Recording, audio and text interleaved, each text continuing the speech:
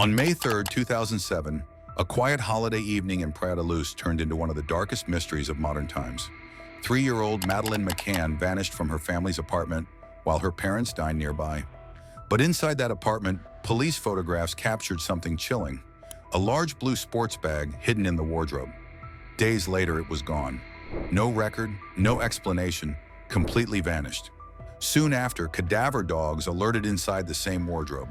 And weeks later, in the trunk of the Maccan's rental car, DNA traces appeared too, eerily close to Madeleine's profile. A missing bag, unexplained forensic evidence, and parents who denied everything. What really happened to Madeleine McCann? And why does that blue bag remain one of the most haunting clues of all?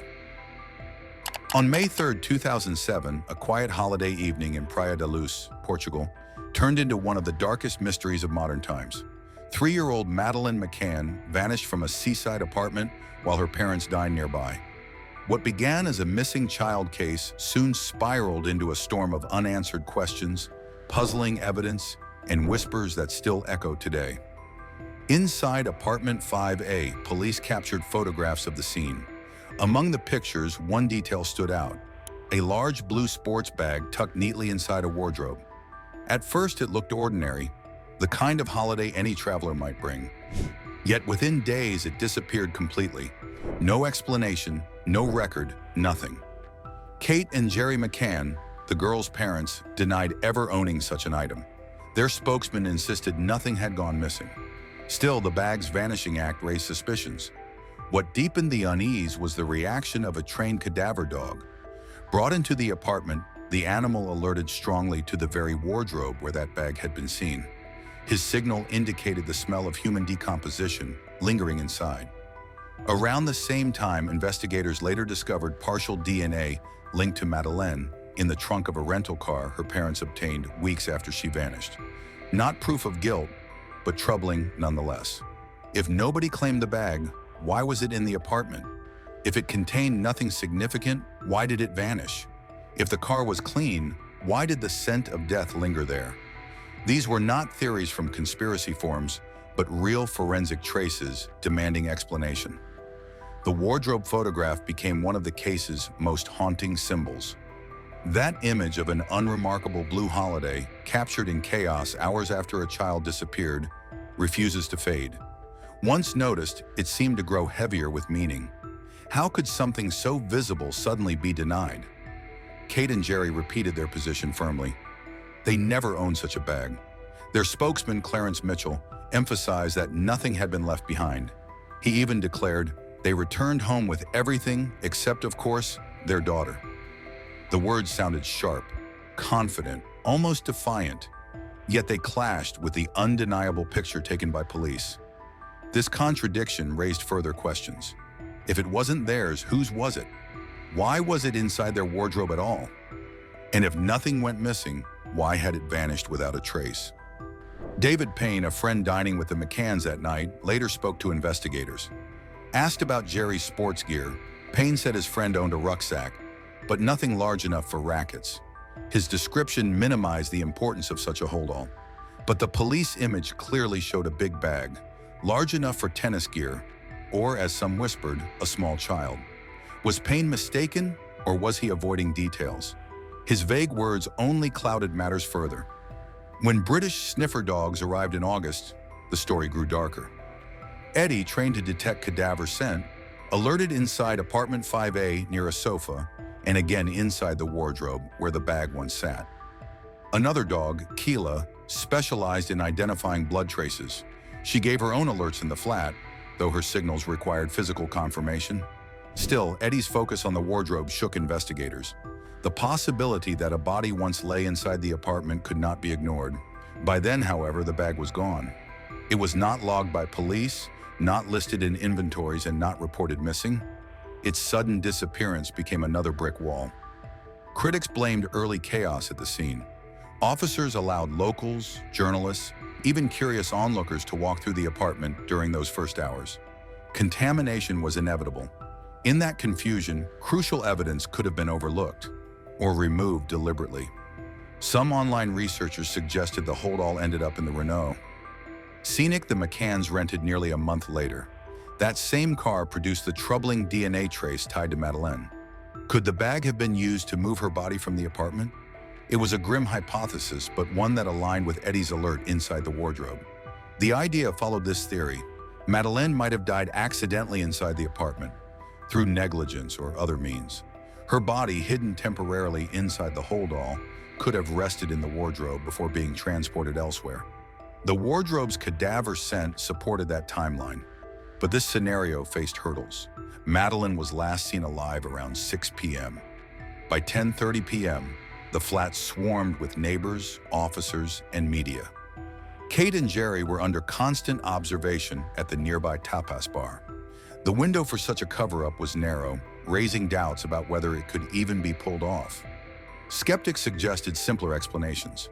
Maybe the holdall belonged to a previous guest and was forgotten in the apartment. Maybe it contained nothing sinister at all, just luggage, clothes, or toys. Perhaps Madeleine's beloved cuddle cat rested inside briefly. That could explain its presence without implying foul play. But then, why deny it existed? Why vanish without record? Why alert the cadaver dog? Innocent objects do not normally leave behind the scent of death. Mitchell's statement, meant to calm speculation, only fueled it. His certainty that no bag was missing stood against photographic evidence. Online forums pounced on the contradiction. Amateur sleuths dissected the case, suggesting countless variations.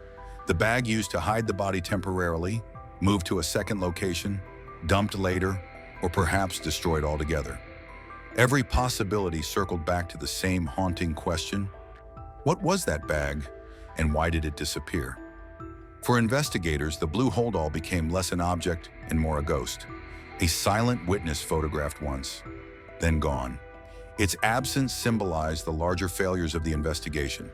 Poor scene security, conflicting testimonies, and evidence that raised more questions than answers. The case was never about wild theories, but about small traces ignored, dismissed, or left unexplained. To this day, no one can say what truly happened inside that apartment. The mystery remains frozen between denial and evidence, silence and suspicion. The bag, ordinary yet ominous, embodies the story's contradictions. It may have held nothing at all, or it may have held the secret of a missing child. In Praia da Luz, the sun still shines on whitewashed walls and quiet streets. Families still holiday by the sea, yet the ghost of that blue bag lingers like an echo, a reminder that even the most ordinary objects can carry the heaviest shadows. When Madeleine McCann vanished in May 2007, investigators searched every corner of Praia da Luz. Weeks later, attention shifted to a vehicle, a silver Renault Scenic hired by her parents 25 days after she disappeared.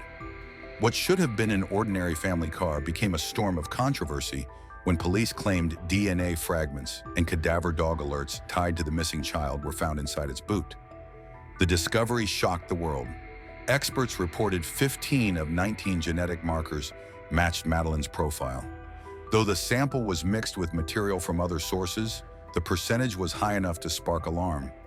Some newspapers exaggerated the result, publishing headlines that declared a perfect match, fueling a frenzy across Europe. The Renault Scenic remains one of the most haunting pieces of evidence in the Madeleine McCann case. Both cadaver and blood detection dogs alerted strongly inside the vehicle, Eddie signaling at the boot and driver's door, Keela pointing to blood traces. Forensic testing revealed DNA fragments with an 88% match to Madeleine. Yet the puzzle lay in timing.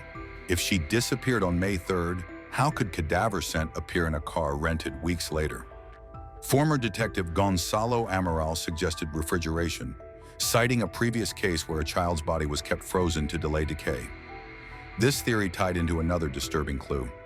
A blue sports bag photographed inside the McCann's apartment wardrobe the night Madeleine vanished, which later disappeared without explanation. Cadaver alerts in that wardrobe fueled suspicions it may have held something sinister before being moved. Online speculation painted a chilling sequence. Apartment, bag, fridge, then car. Meanwhile, the McCann's explanations, from spoiled seafood to dirty nappies, fell flat under scrutiny, as cadaver dogs do not mistake groceries or diapers for the chemical scent of human remains. Contradictions deepened the mystery. Kate refused to answer dozens of police questions. The couple managed media narratives tightly and unusual behaviors, like deleted blog posts, edited photographs, and offhand jokes about cadaver dogs, cast shadows over their version of events. Witness testimonies added further doubt. Jane Tanner's shifting account of seeing a man carrying a child, Martin Smith's conflicting statement, and delayed reports about David Payne's disturbing comments created cracks in the official timeline. Investigators began to question whether Madeleine had even been alive by the evening of May 3rd, or whether the pattern of checks that night served more as a cover story than genuine parental care. With missing evidence, unverified timelines, and controlled messaging, the truth remains tangled. What is undeniable, however, is that the Renault carried traces no ordinary family car should: biological scent, DNA, and a history that refuses to fade, leaving one of the darkest and most unsettling mysteries in modern true crime.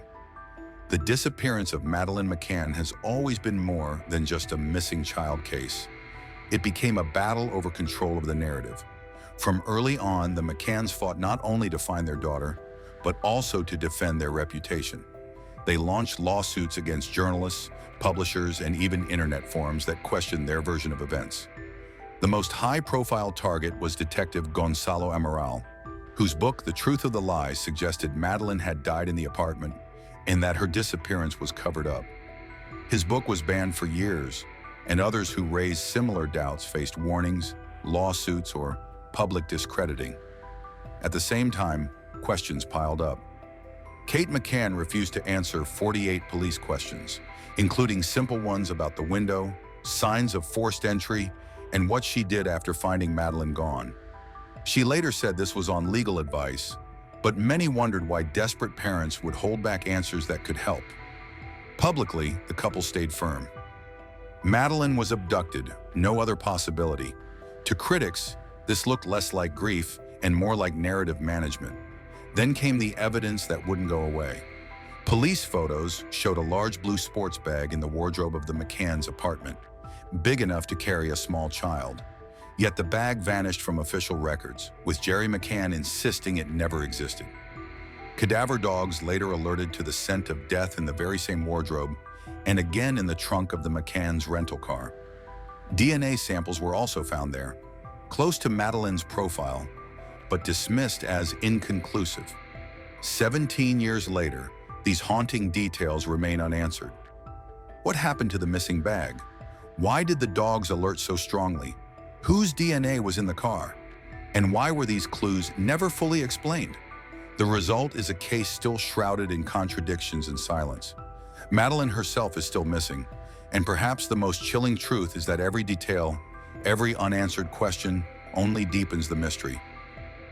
If you want to keep uncovering the hidden truths behind cases like this, make sure to subscribe and turn on the notification bell so you never miss the next investigation. And let me know your thoughts in the comments below. What do you believe happened to Madeleine McCann?